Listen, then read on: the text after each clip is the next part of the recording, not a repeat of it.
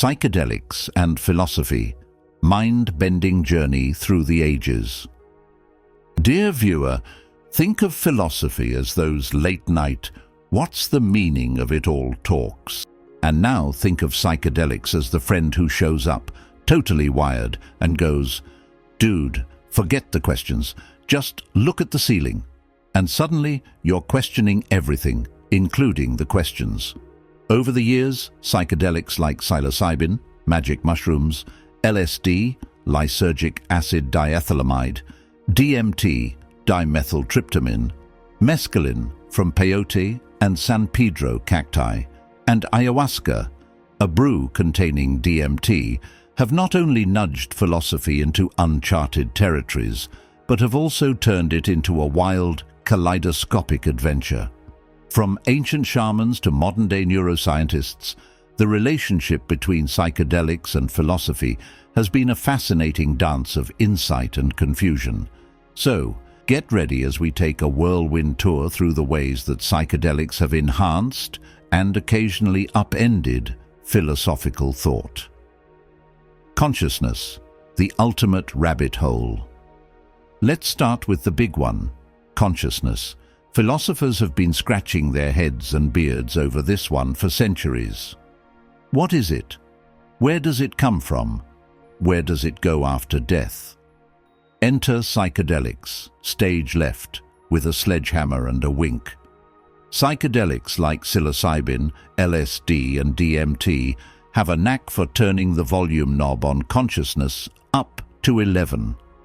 Suddenly the mundane becomes miraculous, and the self becomes, well, a bit slippery.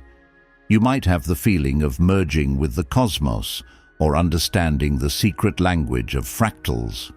And how do you talk about this? It may be like trying to explain the taste of purple to a colorblind squirrel.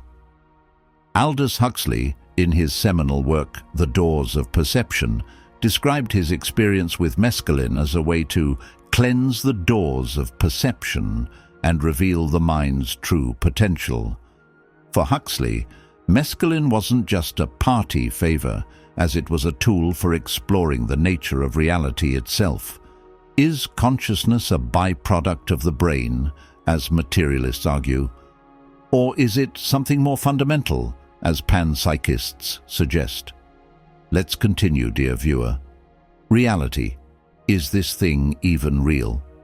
If psychedelics have a favorite philosophical question, it's probably this: what is real?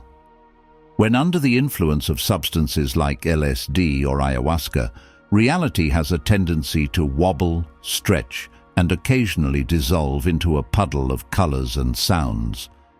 This has led some philosophers to wonder if our everyday perception of reality is just one of many possible configurations.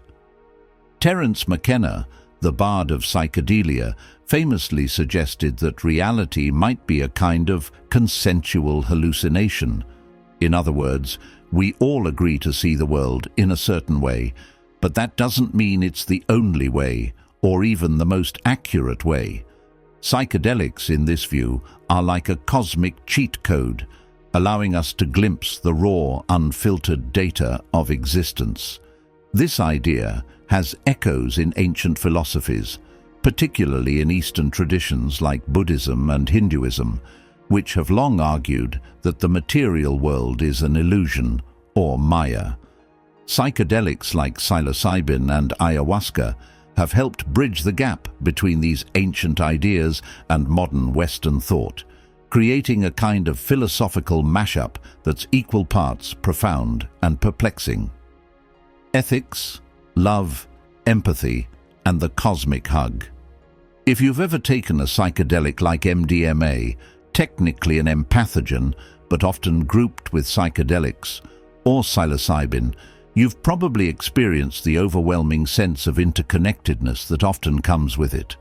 Suddenly, the boundaries between self and others seem to melt away, and you're left with the profound realization that we're all in this together. This experience has significant ethical implications. If we're all fundamentally connected, then harming others is essentially harming ourselves. Psychedelics have inspired philosophers to rethink traditional ethical frameworks, emphasizing compassion, empathy, and ecological responsibility. Thinkers like Arne Naess, the founder of deep ecology, have drawn on these insights to argue for a more holistic approach to ethics, one that recognizes the intrinsic value of all living things. Of course, this isn't always easy to translate into everyday life. It's one thing to feel like you've merged with the universe during an ayahuasca ceremony, and it's another to remember that same feeling when you're stuck in traffic. But even if these personal insights are fleeting, collectively they've still had a long-lasting impact on philosophical thought. Psychedelic breadcrumbs in ancient philosophy. Our philosophical journey continues in antiquity, when psychedelics weren't for Saturday night raves. Instead, they were embedded in religious and philosophical rituals that sought to tackle life's biggest questions. Take, for example, the Eleusinian mysteries of ancient Greece, which were cloaked in secrecy but brimming with philosophical significance. These were initiatory ceremonies held in honor of the goddess Demeter and her daughter Persephone. At their heart was a curious concoction known as kykeon, believed to have contained psychoactive compounds derived from ergot-infected barley. Thinkers like Plato and Pythagoras sipped this mystical brew as they pondered the forms of reality or the harmony of the cosmos. Imagine Plato's allegory of the cave with a psychedelic twist. Were the shadows on the wall just shadows, or was there something far groovier at play? Across the globe, similar stories unfolded. In Mesoamerica, the use of psilocybin mushrooms, peyote, and ayahuasca in spiritual ceremonies often doubled as cosmic brainstorming sessions. These substances opened pathways to transcend the mundane and delve into the metaphysical, transforming shamans and other thinkers into pioneers of expanded consciousness. Existentialism, finding meaning in the chaos. Existentialism is all about grappling with the big questions. What is the meaning of life? Why are we here? And why does it feel like the universe is playing an elaborate prank on us? Psychedelics, with their ability to induce profound existential experiences, have added a new dimension to these questions. For some, psychedelics like LSD or psilocybin offer a glimpse of something transcendent, such as a sense of unity with the cosmos that makes the struggles of everyday life seem trivial. For others, they highlight the absurdity of existence, revealing the arbitrary nature of our beliefs and values. Either way, they force us to confront the fundamental uncertainty of life. Philosophers like Jean-Paul Sartre and Albert Camus might have had a field day with psychedelics. Imagine Sartre tripping on mushrooms and declaring, "Existence precedes essence." And also, have you ever really looked at your hands? Recent studies have revealed that substances like psilocybin and LSD can provoke profound experiences that mirror classical philosophical insights. Participants often describe feelings of ego dissolution, interconnectedness, and timelessness. These concepts have been long grappled with by philosophers like Spinoza, Schopenhauer, and even Buddhist metaphysicians.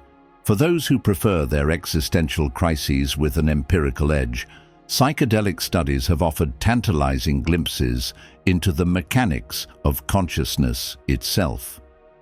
Critique of rationalism. Why so serious? Western philosophy has long been dominated by rationalism, which is the idea that reason and logic are the primary sources of knowledge. But psychedelics like mescaline and DMT have a way of throwing a wrench into that idea. Under their influence, the boundaries between reason and intuition, logic and emotion start to blur. This has led some philosophers to question whether rationalism is the only or even the best way to understand reality. Psychedelics suggest that there are other ways of knowing, ones that rely on intuition, imagination, and direct experience.